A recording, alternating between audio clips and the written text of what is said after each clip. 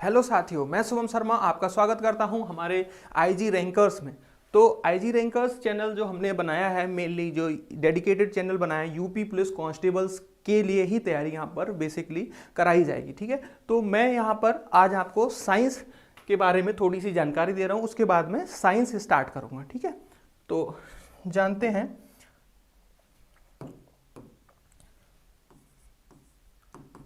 Science. Science जो है, हम तीन भागों में साइंस की जो होती हैं, तीन ब्रांचेस होती हैं, तीन शाखाएं होती हैं। कितनी शाखाएं होती हैं बच्चों? तीन शाखाएं होती हैं। पहली जो शाखा है उसको हम बायोलॉजी कहते हैं।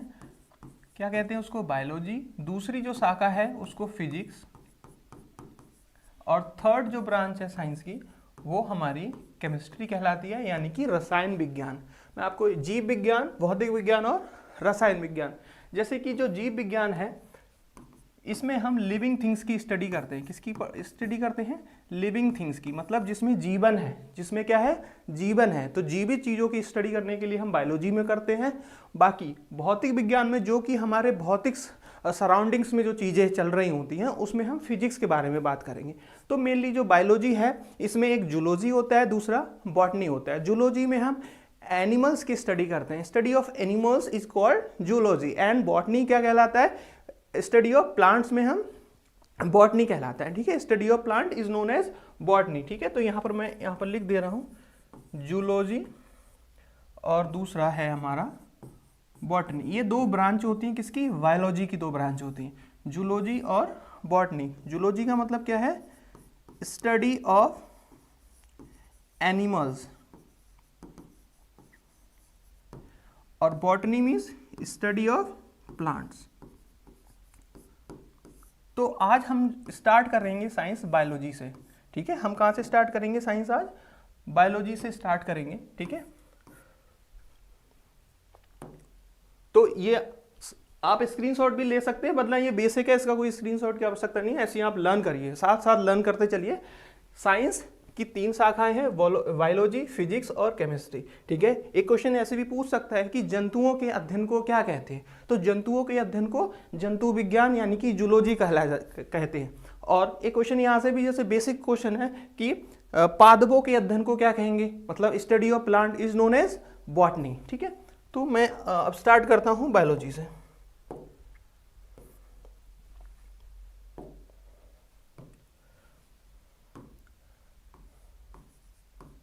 बायोलॉजी। ठीक है, बायोलॉजी में जो आज का हमारा पहला टॉपिक रहने वाला है सेल, जिसको हिंदी में हम क्या कहते हैं? कोशिका। कोशिका। ठीक। अच्छा, अब आप बात आती है सेल किसे कहते हैं, कोशिका किसे कहते हैं? तो cell is the basic structural unit of life, यानी कि जो हमारे मानव शरीर की, ठीक है, जंतुओं के शरीर की जो रचनात्मक एवं संरचनात्मक जो इकाई है उसको कोशिका कहलाती है। क्या कहलाती है? कोशिका कहलाती है। तो इंग्लिश में क्या डेफिनेशन हुई? Cell is the basic structural unit of life. अच्छा, सेल की खोज किसने की? प्रश्न यहां से बनता है। ठीक है, इंपॉर्टेंट क्वेश्चन है। सेल की खोज किसने की? तो सेल की खोज की ही रॉबर्ट हुक ने। किसने? Robert Hooke. 1665 में, 1665 में रॉबर्ट हुक नाम के वैज्ञानिक ने सेल की खोज की थी। ठीक है, समझ में आया? अच्छा, अब देखो बेसिक चीजें जान लो। सेल, हमारा शरीर कैसे बना है? तो जैसे कि कोई भी हम घर बनाते हैं, कोई भी हम मकान बनाते हैं, तो मकान बनाने की सबसे बेसिक चीज क्या होती है? सबसे बेसिक चीज उसमें ईंट होती है। क्या होती है बेटा? ईंट होती है। तो जैसे ही किसी मकान को, किसी भी बड़ी बिल्डिंग को बनाने की सबसे छोटी यूनिट क्या होती है? ईंट होती है। वैसे ही हमारा जो शरीर है, हमारा शरीर किससे बना है? हमारे शरीर में सबसे जो छोटी यूनिट है वो क्या है? सेल। ठीक है, तो सेल, अच्छा, ग्रुप ऑफ सेल, अगर ये सारी सेल एक साथ इकट्ठी हो जाए तो बनाती हैं ये टिश्यू। क्या बनाएंगी? टिश्यू बनाएंगी। ठीक है, जैसे सेल को हम हिंदी में क्या कहते हैं? कोशिका। कोशिका के ग्रुप क्या कहलाते हैं? ऊतक। अच्छा, अब ग्रुप ऑफ टिश्यूज मिलके क्या बनाएंगे, ऑर्गन। ग्रुप ऑफ टिश्यू क्या बनाएंगे, मिलकर बनाते हैं ऑर्गन का निर्माण करते हैं, ठीक है। तो सेल, सेल से क्या बन रहे हैं, टिश्यू बन रहे हैं, टिश्यू से क्या बन रहे हैं, ऑर्गन बन रहे हैं। अच्छा, अब ऑर्गन मिलकर क्या बनाते हैं, ऑर्गन सिस्टम।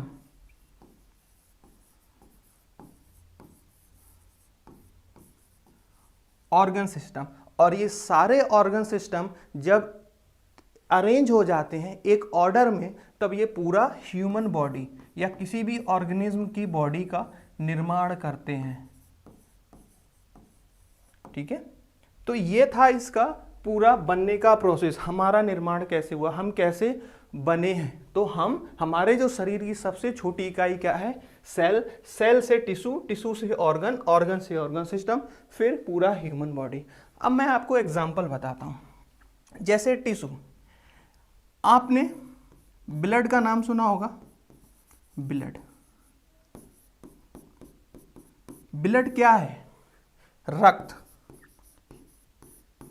तो रक्त क्या है, रक्त, blood is a tissue. Blood cell नहीं है, ना ब्लड कोई ऑर्गन है। हम ब्लड को किस में रखते हैं, ब्लड क्या है, टिश्यू है, और blood is a connective tissue. Blood क्या है, कनेक्टिव टिश्यू है, संयोजी ऊतक है, ठीक है। ऐसे ऑर्गन्स क्या है, जैसे लीवर, लीवर क्या है, ऑर्गन है। स्टोमक, ठीक है, ये भी क्या है, ऑर्गन है। किडनी ऑर्गन है। हार्ट ऑर्गन है, ठीक है। तो ये ऑर्गन्स के एग्जांपल है, ठीक है। अब ऑर्गन सिस्टम क्या है, जैसे मैं बात करूं डाइजेस्टिव सिस्टम,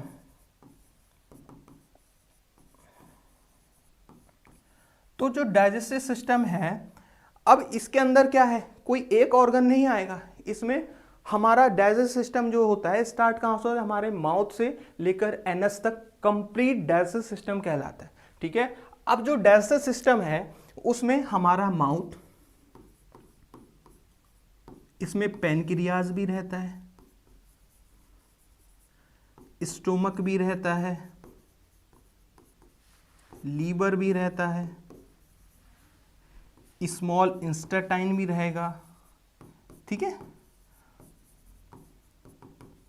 लार्ज इंस्टेटाइन,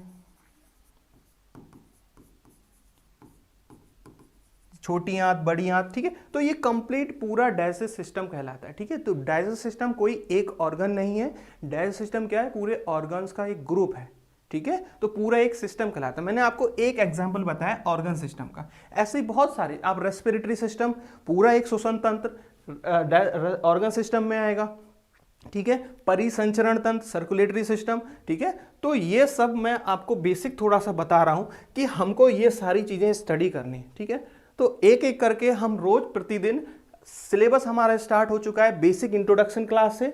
हम प्रतिदिन हम आपको डाइजेस्टिव सिस्टम, रेस्पिरेटरी सिस्टम और circulatory system, excretory system, endocrine system, सारे सिस्टम एक एक करके डिस्कस करेंगे, ठीक है। समझ में आया यहां तक, ठीक है। आगे बढ़ते हैं, ठीक है। अब जो हमने अभी यहां पर किया कि पहला क्वेश्चन, अब थोड़ा सा हम क्वेश्चन से डिस्कस करेंगे, ठीक है। जैसे कोशिका हमने पढ़ा, तो कोशिका से जो रिलेटेड बेसिक क्वेश्चंस क्या आते हैं एग्जामिनेशन में, ठीक है। हमारा टारगेट क्या है कि क्वेश्चंस पे ज्यादा फोकस करना है,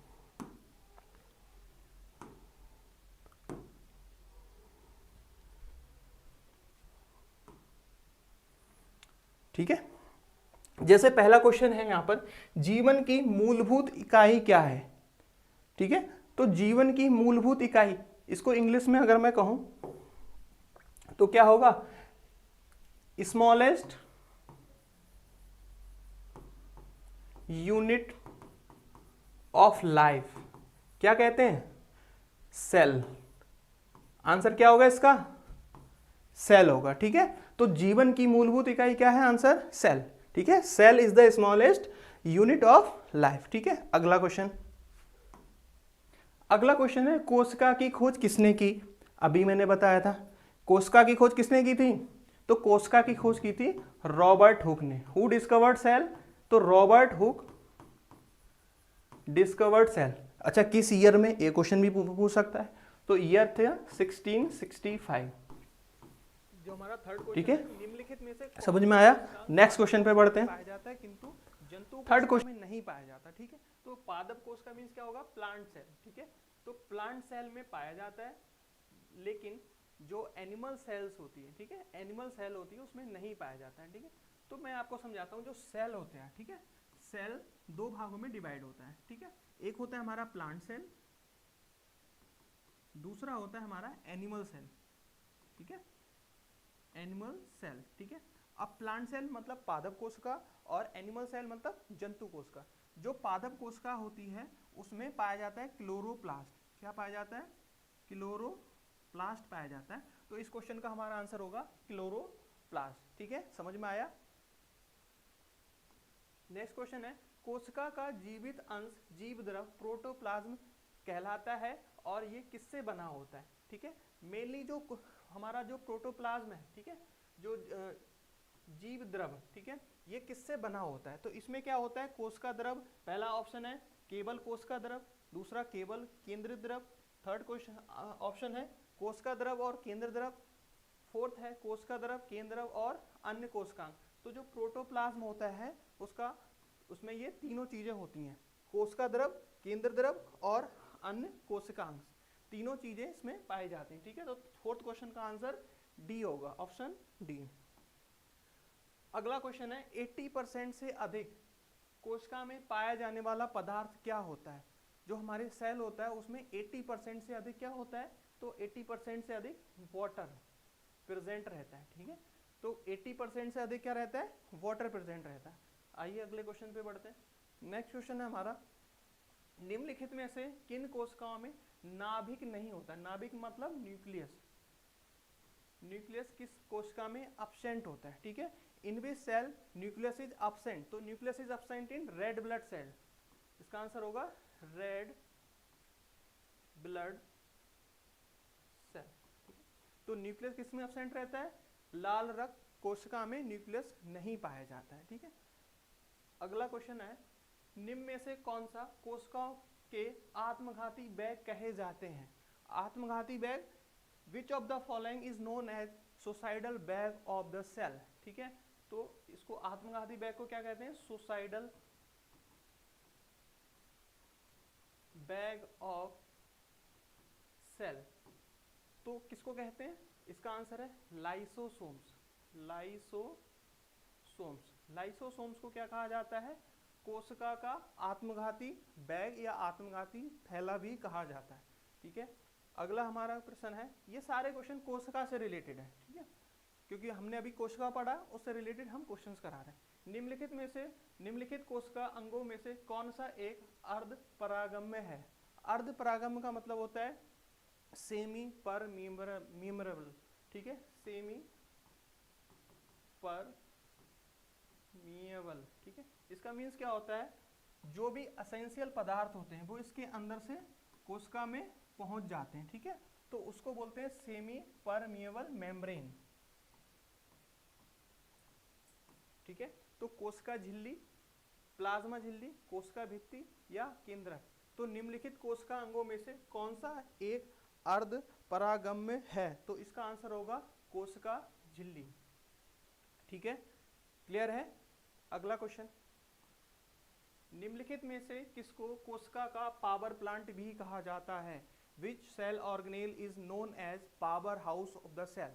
तो इसका आंसर होगा, पहला ऑप्शन है गोल्गी काय, सेकंड माइटोकॉन्ड्रिया, थर्ड राइबोसोम्स और ऑप्शन डी लाइसोसोम्स। तो which of the following is known as power house of the cell. तो इसका आंसर है माइटोकॉन्ड्रिया। किसको कहा जाता है, माइटोकॉन्ड्रिया को सेल का पावर प्लांट भी कहते हैं या पावर हाउस कहते हैं। क्यों कहते हैं, माइटोकॉन्ड्रिया क्या करता है, हमारी कोशिका को ऊर्जा प्रदान करता है। क्या करता है, ऊर्जा प्रदान करता है। अगला क्वेश्चन है, यह श्वसन श्रृंखला का उपयोग कर पादप कोशिकाओं में ऊर्जा का उत्पाद करता है। इसी क्वेश्चन को देखो दूसरी वे में कैसे फ्रेम किया है। पहला क्वेश्चन पूछा आपसे कोशिका का पावर प्लांट किसे कहते हैं, अब इसी क्वेश्चन को दूसरी भाषा में कहें तो यह श्वसन श्रृंखला का उपयोग कर पादप कोशिकाओं में ऊर्जा का उत्पाद करता है, मतलब ऊर्जा प्रदान करता है। मैंने क्या बताया अभी आपको, ऊर्जा कौन देता है सेल को, तो फिर से इसका आंसर वही हो जाएगा माइटोकॉन्ड्रिया। ठीक है, समझ में आ रहा है। अगले क्वेश्चन पे आते हैं। नेक्स्ट क्वेश्चन है, मानव शरीर में मौजूद निम्नलिखित कोशिकाओं में से किसमें माइटोकॉन्ड्रिया नहीं पाया जाता है। ठीक है, तो माइटोकॉन्ड्रिया किसमें नहीं पाया जाता है? रेड ब्लड सेल में, रेड ब्लड सेल, यकृत कोशिका मतलब लिवर सेल, लिवर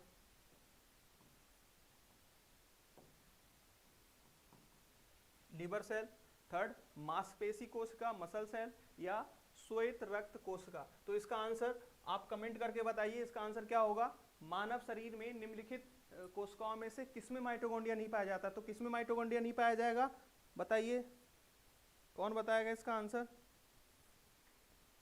तो माइटोकॉन्ड्रिया किसमें नहीं पाया जाएगा? रेड ब्लड सेल्स में, रेड ब्लड सेल में माइटोकॉन्ड्रिया नहीं पाया जाएगा। ठीक है,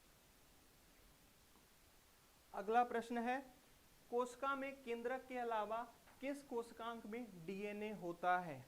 अच्छा, डीएनए, डीएनए का फुल फॉर्म क्या होता है? डीएनए का फुल फॉर्म होता है deoxy ribo nucleic acid, deoxy ribo nucleic acid. ठीक है, तो डीएनए का कुछ स्ट्रक्चर इस प्रकार से होता है, इसको बोलते हैं double helical structure of DNA. This structure is called double helical structure of DNA. और इस स्ट्रक्चर की जो इसकी जो खोज की थी, किसने की थी? Watson and Crick, Watson and Crick. तो आपसे क्वेश्चन, इससे रिलेटेड एक क्वेश्चन मैं आपको और बता रहा हूँ, डीएनए का जो डबल हेलिकल स्ट्रक्चर है उसका खोज किसने किया था? तो उसका खोज किसने किया था? वॉटसन एंड क्रिक से, क्रिक ने। ठीक है, हमारा क्वेश्चन क्या है? कोशिका में केंद्रक के अलावा किस कोशिका में डीएनए होता है? तो डीएनए किसमें होता है? न्यूक्लियस के अलावा माइटोकॉन्ड्रिया के अंदर भी क्या पाया जाता है? डीएनए पाया जाता है। ठीक है, समझ में आया आपको क्वेश्चन? अगला क्वेश्चन है, न्यूक्लियस के बाहर डीएनए कहाँ मिलता है? ठीक है, वही क्वेश्चन रिपीट हो गया, न्यूक्लियस के बाहर डीएनए कहाँ मिलता है? देखो पिछला क्वेश्चन क्या था? पिछले क्वेश्चन में क्या पूछा था? कोशिका में केंद्रक के अलावा कोशिकांग में डीएनए होता है। तो केंद्रक मतलब न्यूक्लियस, उसके अलावा किसमें होगा? माइटोकॉन्ड्रिया में।